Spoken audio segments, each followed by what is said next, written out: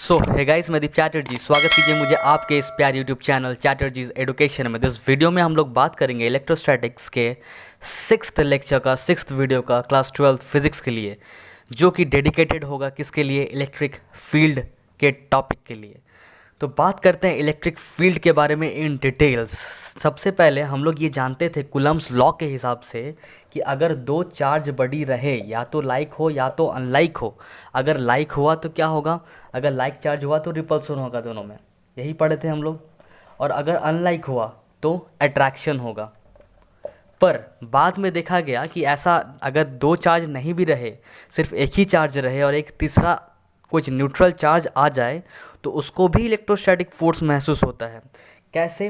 तो ये चीज़ हुआ था कुछ कि अगर मान लीजिए यहाँ पे एक प्लस क्यू चार्ज मैं रख देता हूँ, यहाँ पे मान लीजिए प्लस क्यू चार्ज रखा हुआ था एक, और एक छोटा सा चार्ज डी क्यू चार्ज लेके आया गया। डी क्यू चार्ज का मतलब ये इतना छोटा चार्ज कि पता ही नहीं चल पा रहा है कि ये पॉजिटिव चार्ज है कि नेगेटिव चार्ज है। मतलब ये कैसा है? वैनिसिंग चार्ज है। वैनिसिंग चार्ज मतलब लगभग है ही नहीं ये, पर है भी। चार्ज इसको कहा भी जा सकता है, पर इतना छोटा चार्ज है कि इसका पोलैरिटी हम लोग डिफाइन नहीं कर सकते हैं। बुक में लिखा रहता है ये यूनिट पॉजिटिव टेस्ट चार्ज, पर हम लोग इसको सिर्फ क्या बोलेंगे? Test charge. क्योंकि अगर पॉजिटिव चार्ज बोल देते हैं तो इसका अपना फील्ड कुछ ना कुछ होगा। पर अगर हम लोग टेस्ट चार्ज, ऐसा टेस्ट चार्ज, कैसा test charge? Vanishing test charge या फिर इन्फिनिटेसिमली स्मॉल टेस्ट चार्ज बोलेंगे, तो इसमें खुद का इसका फील्ड नहीं होगा।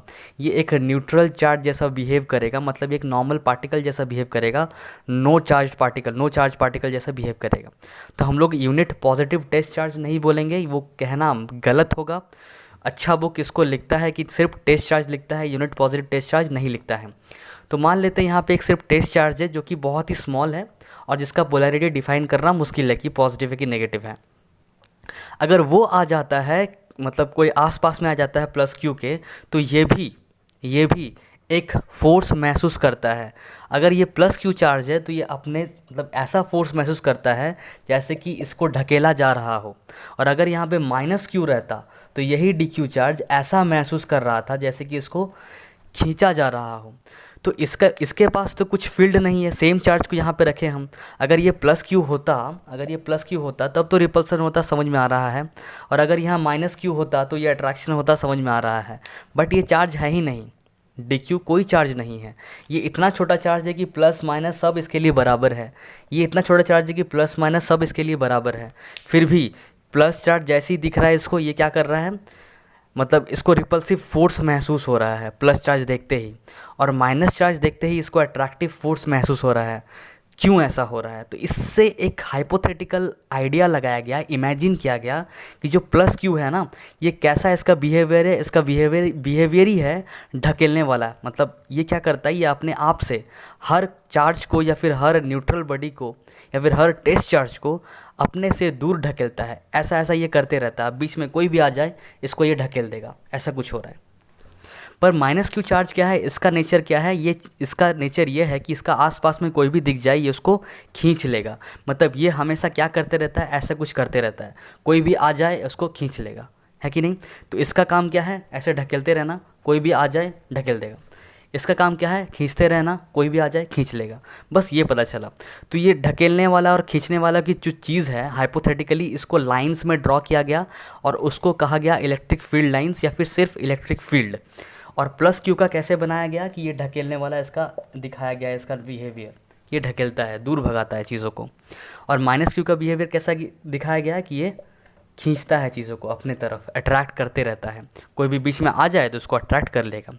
ठीक है, तो ये है इलेक्ट्रिक फील्ड का मेन कॉन्सेप्ट, मेन मुद्दा, कि इन लोगों का नेचर ऐसा पता चला। क्या रख के? एक डी क्यू चार्ज रख के जिसका पोलैरिटी ना के बराबर है, कुछ पोलैरिटी नहीं है, प्लस माइनस कुछ नहीं है, मतलब बताया नहीं जा सकता है कुछ भी। तो ये चीज़ पहले लिख लीजिए। इसको वैनिसिंग टेस्ट चार्ज आप लोग लिखिएगा, यूनिट पॉजिटिव टेस्ट चार्ज मत लिखिएगा। हालांकि मैं जब डेफिनेशन लिखाऊंगा तो unit positive test charge bookish language ही यूज़ करूँगा, पर वो कहना मेरे लिए गलत होगा, मतलब अभी के लिए समझने के लिए गलत होगा वो चीज़। ठीक है, मैं इसको मिटा रहा हूँ। आते हैं इस चीज़ के और डिटेल्स में, इलेक्ट्रिक फील्ड के डिटेल्स में। देखिए, इलेक्ट्रिक फील्ड जो है इसको अच्छा से समझना बहुत ही ज़रूरी है, क्योंकि आगे का जितना भी कॉन्सेप्ट आगे पढ़ने वाले हैं आप, चाहे वो इलेक्ट्रिक डाइपोल हो, चाहे कुछ भी हो, इलेक्ट्रिक फ्लक्स हो, सब चीज़ में इलेक्ट्रिक फील्ड का ही यूज़ है, इसके लिए इलेक्ट्रिक फील्ड का कॉन्सेप्ट आपको अच्छा से पता होना चाहिए। तो हमको क्या पता चला कि जो प्लस क्यू है वो उसका नेचर कैसा होता है, ढकेलने वाला, और माइनस क्यू का नेचर कैसा होता है, खींचने वाला। दैट्स इट, इतना पता चला हम लोग को। अब ये जो इसका दायरा है, इसका जो फील्ड है, ये जो ढकेलता है, कहाँ तक ढकेलता है, तो ये कहा जाता है थियोरेटिकली कहा जाता है कि इसका जो फील्ड होता है, थियोरेटिकली कहा जाता है कि इसका जो फील्ड होता है, दोनों का बात कर रहे हैं हम यहाँ पे, दोनों का जो फील्ड होता है थियोरेटिकली क्या है कि इन्फिनाइट तक जाता है, भले घटते हुए जाता है, कि जितना नज़दीक है उतना इसका इलेक्ट्रिकल फील्ड का स्ट्रेंथ ज़्यादा है, जैसे जैसे दूर जाते जाएंगे इलेक्ट्रिकल फील्ड का जो स्ट्रेंथ है वो घटते जाएगा, और ये कहाँ तक चलते रहेगा, ये सिलसिला इन्फिनिटी तक चलते रहेगा। बट प्रैक्टिकली, थियोरेटिकली तो इन्फिनाइट तक जाता है, बट प्रैक्टिकली इसका कुछ ना कुछ दूरी होता है, मतलब एक आप कह सकते हैं कि कुछ लिमिट होता है इसका। थियोरेटिकली इन्फिनाइट है, इलेक्ट्रिक फील्ड लाइंस कहाँ तक जाता है, तो इन्फिनिटी तक जाता है, बट प्रैक्टिकली ऐसा नहीं होता है, कुछ दूर तक ही इसका इंटेंसिटी को फील किया जा सकता है, उसके बाद नहीं किया जा सकता। ठीक है, मतलब किसी भी चार्ज पार्टिकल का आसपास का एक ऐसा रीजन जहाँ पे किसी और पार्टिकल को रखा जाए तो वो एक्सपीरियंस करता है एक इलेक्ट्रोस्टैटिक फोर्स। अब इलेक्ट्रोस्टैटिक फोर्स से मेरा कहने का मतलब है इलेक्ट्रोस्टैटिक फोर्स ऑफ अट्रैक्शन या तो रिपल्सन, कुछ भी हो सकता है। तो ये एक हाइपोथेटिकल स्पेस या रीजन है जहाँ पे किसी और पार्टिकल को इलेक्ट्रोस्टैटिक फोर्स ऑफ अट्रैक्शन महसूस होता हो। ठीक, उसी इलेक्ट्रिकल रीजन को या फिर उस रीजन को या स्पेस को ही क्या बोलते हैं हम लोग, इलेक्ट्रिक फील्ड बोलते हैं। That's it. तो ये उतार लीजिए, मैं इसका डेफिनेशन यहाँ पे लिख देता हूँ इलेक्ट्रिक फील्ड का। तो डेफिनेशन कुछ इस तरह से होगा इसका कि the region of space around a charge और a system of charges within which other particles experiences electrostatic force. अब यहाँ पे जो अदर पार्टिकल्स कहा गया है ये चार्ज पार्टिकल्स ही होगा, और कभी कभी अनचार्ज पार्टिकल्स भी होगा, पर अनचार्ज का कहने का मतलब एकदम ही न्यूट्रल नहीं, वो डीक्यू चार्ज होगा, बहुत ही इन्फिनाइटसिमली स्मॉल चार्ज पार्टिकल्स ही होगा। मतलब यहाँ पे चार्ज पार्टिकल ही होगा, पर ऐसा चार्ज पार्टिकल भी हो सकता है जो कि इन्फिनाइटसिमली स्मॉल चार्ज पार्टिकल हो और उसका पोलैरिटी पता ही ना चले। ठीक है, ये बात हो गया इलेक्ट्रिक फील्ड के इंट्रोडक्शन का। अभी हम लोग बात करते हैं इलेक्ट्रिक फील्ड स्ट्रेंथ का। तो electric field strength electric field का एक ऐसा फोर्स है, या फिर बोल सकते हैं इलेक्ट्रिक फील्ड स्ट्रेंथ जो है, इलेक्ट्रिक फील्ड स्ट्रेंथ, इस इलेक्ट्रिक फील्ड भी कभी कभी कहा जा रहा है, इसको कहा जाएगा आगे आगे मतलब चैप्टर्स में या फिर आगे टॉपिक्स में। पर ये एक्चुअली क्या है, electric field strength. Electric field strength एक तरह का फोर्स है जो कि पर यूनिट टेस्ट चार्ज या फिर पर यूनिट पॉजिटिव टेस्ट चार्ज पे लगता हो। F/Q0 इसका फॉर्मूला हो जाता है। तो it is defined, electric field strength is defined as the force which acts per unit positive test charge. ठीक है, इसको आप डेफिनेशन अगर लिखना चाहेंगे तो कुछ इस तरह से आप लिखिएगा, मैं लिख देता हूँ यहाँ पे।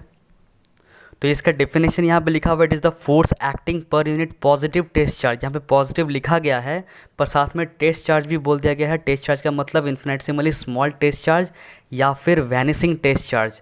और वैनिसिंग अगर यहाँ पे है, टेस्ट का मतलब भी वहाँ पे क्या हो रहा है, वैनिसिंग हो रहा है। मतलब पॉजिटिव हो नेगेटिव हो फ़र्क नहीं पड़ता, इस Q0 चार्ज का इलेक्ट्रिक फील्ड नहीं होगा, अपना कोई इलेक्ट्रिक फील्ड इसका नहीं होगा, नॉट प्रेजेंट, इलेक्ट्रिक फील्ड नहीं होगा इसका।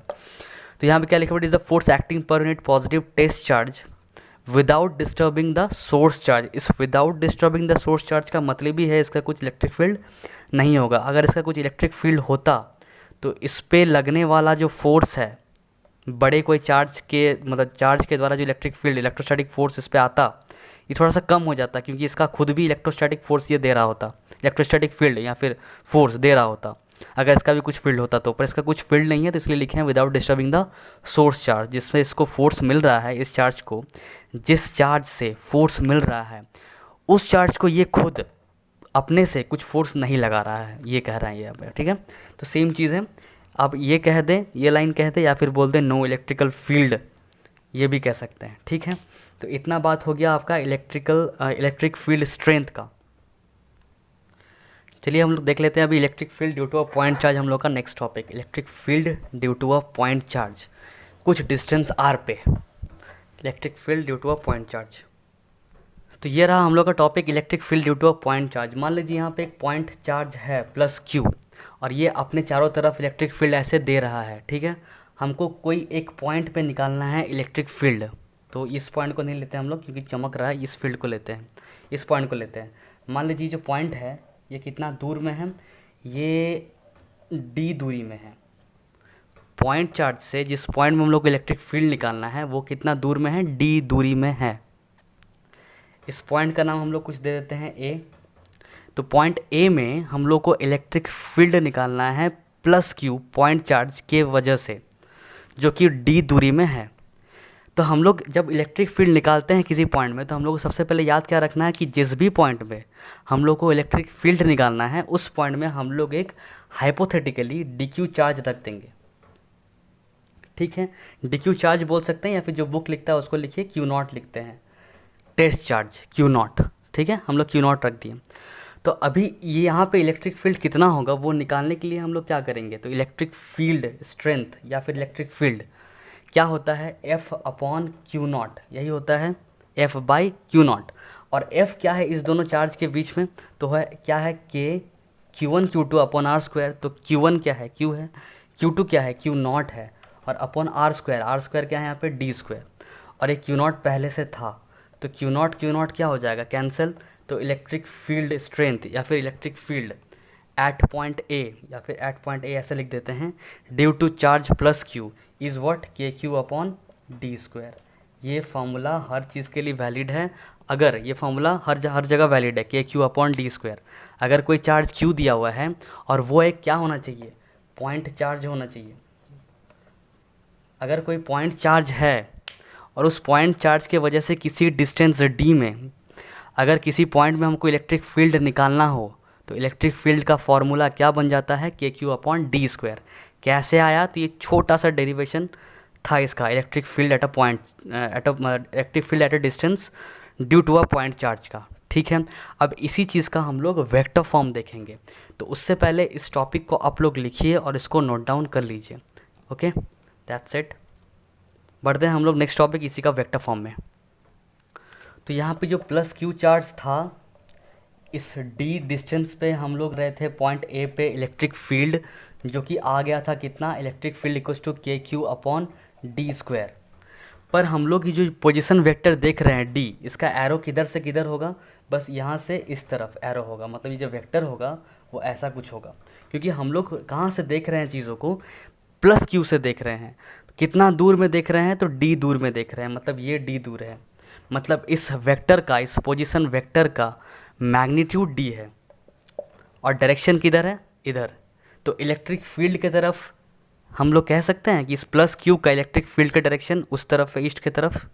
और इस पोजीशन वेक्टर प्लस क्यू से इस पॉइंट का पोजीशन वेक्टर भी ईस्ट की तरफ, दोनों सेम डायरेक्शन में। तो हम लोग कह देंगे E vector is equals to K Q upon D square. और इसी डी का हम लोग इसका डायरेक्शन क्या लेंगे, तो इसी डी का यूनिट वेक्टर, ठीक है। तो डी का यूनिट वेक्टर हम लोग लिख लिए। अब यूनिट वेक्टर ए का यूनिट वेक्टर इक्वल क्या होता था, ए वेक्टर बाई मैग्नीट्यूड ऑफ ए। तो हम लोग भी सेम चीज़ यहाँ पे करेंगे, के क्यू अपॉन डी स्क्वायर, और डी का मतलब क्या लिख देंगे, D vector by magnitude of D, मतलब सिर्फ डी। तो यहाँ से क्या मिल जाएगा हम लोग को, E vector equals to K Q upon D cube, के क्यू अपॉन डी क्यूब, के क्यू अपॉन डी क्यूब, और इधर डी वेक्टर। ये हो गया हम लोग का वेक्टर फॉर्म, दैट्स इट। अगर वेक्टर फॉर्म में हम लोग कैलकुलेट कर रहे हैं तो हम लोग साइन को कंसिडर करेंगे, बस इतना याद रखना है कि साइन को क्या करना है, कंसिडर करना है। तो ये रहा वेक्टर फॉर्म का हम लोग का डेरिवेशन, कह सकते हैं electric field due to a point charge in its vector form. तो ये चीज़ हम लोग करेंगे एग्जाम में। बढ़ते हैं कुछ और इसका कंक्लूजन में, कि क्या क्या कंक्लूजन इससे हम लोग ड्रॉ किए, क्या क्या कंक्लूजन हम लोग मिला हम लोग को इतना चीज़ पढ़ने के बाद। इसको आप लोग नोट डाउन अगर नहीं किए हैं तो पॉज करके नोट डाउन कर लीजिए, मैं मिटा रहा हूँ इसको। ओके ओके,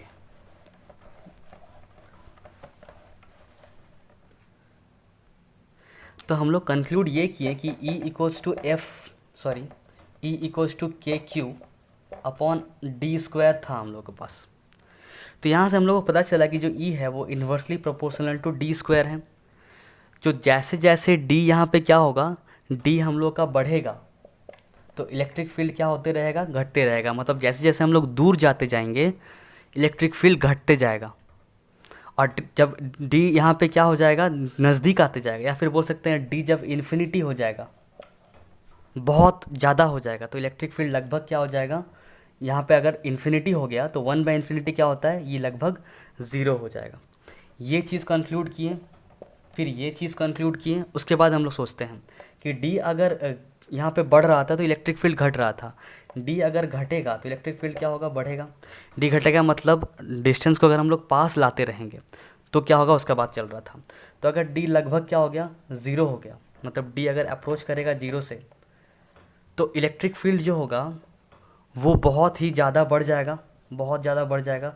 पर जब एग्जैक्टली ज़ीरो हो जाएगा, एग्जैक्टली इक्वल टू क्या हो जाएगा, ज़ीरो, तो इलेक्ट्रिक फील्ड हो जाएगा अनडिफाइंड, क्योंकि यहाँ पे आ जाएगा ज़ीरो, और something by zero is what, undefined. मतलब इलेक्ट्रिक फील्ड किसी भी चार्ज का अपने ही पॉइंट में अनडिफाइंड होता है, मतलब कितना होता है पता ही नहीं है, ठीक है। क्योंकि जैसे जैसे नज़दीक आता है इलेक्ट्रिक फील्ड बढ़ते जाता है, और अचानक से जब ज़ीरो हो जाता है तो कितना होता है नहीं पता, अनडिफाइंड है वो। इतना बात समझ में आ गया, अनडिफाइंड है, क्यों है अनडिफाइंड, क्योंकि यहाँ पे ज़ीरो आ रहा है। इसका अगर हम लोग ग्राफ प्लॉट करने की कोशिश करेंगे तो ग्राफ क्या आएगा, उससे पहले हम लोग देख लेते हैं इसका यूनिट क्या आएगा। तो यहाँ पे देखिए, यहाँ पे है हम लोग का क्या, के का मतलब क्या था हम लोग के पास, उतना नहीं देखते हैं हम लोग, ये देखते हैं कि F/Q0 है, और F क्या होता है, न्यूटन, और Q0 क्या आता है, कूलम, मतलब न्यूटन पर कूलम। ये हो जाएगा हम लोग का यूनिट इलेक्ट्रिकल फील्ड का, इलेक्ट्रिक फील्ड का। अभी इसका अगर हम लोग ग्राफ प्लॉट करेंगे तो कैसा आएगा वो देख लीजिए। उससे पहले ये सब चीज़ जो कंक्लूजन्स हम लोग ड्रॉ किए हैं उसको नोट डाउन कर लीजिए। अभी देखते हैं ग्राफ किसका, E वर्सेस डी स्क्वायर का, E वर्सेस डी स्क्वायर का ग्राफ देखेंगे। तो हम लोग क्या ड्रॉ किए थे कंक्लूजन कि E is inversely proportional to D square. तो इन्वर्स स्क्वायर लॉ कहीं ना कहीं फॉलो कर रहा है, और इन्वर्स स्क्वायर लॉ का ग्राफ कैसे बनता है, कुछ इस तरह से बनता है। तो ये है हम लोग का यहाँ पे D, और यहाँ पे है इलेक्ट्रिक फील्ड। जैसे जैसे D जैसे ही ज़ीरो हो जाएगा इलेक्ट्रिक फील्ड क्या हो जाएगा, इन्फिनाइट हो जा रहा है, देखिए। और जैसे जैसे D इधर आ जा रहा है, मतलब D अगर इन्फिनाइट हो जाएगा तब ये ज़ीरो की ओर बढ़ जाएगा, मतलब ये भी तब भी अनडिफाइंड के लगभग ही आ जाएगा, कभी सटेगा नहीं, दोनों तरफ कभी नहीं सटेगा। तो यही था graph electrical field versus D square का। बाकी कूलम्स लॉ में हम लोग जो सुपरपोजिशन प्रिंसिपल यूज़ किए थे टोटल चार्ज, नेट चार्ज निकालने के लिए, same superposition principle electric field में भी लगता है, सेम न्यूमेरिकल इसमें भी आता है। हम लोग न्यूमेरिकल देखेंगे अगले वीडियो में। तब तक के लिए धन्यवाद।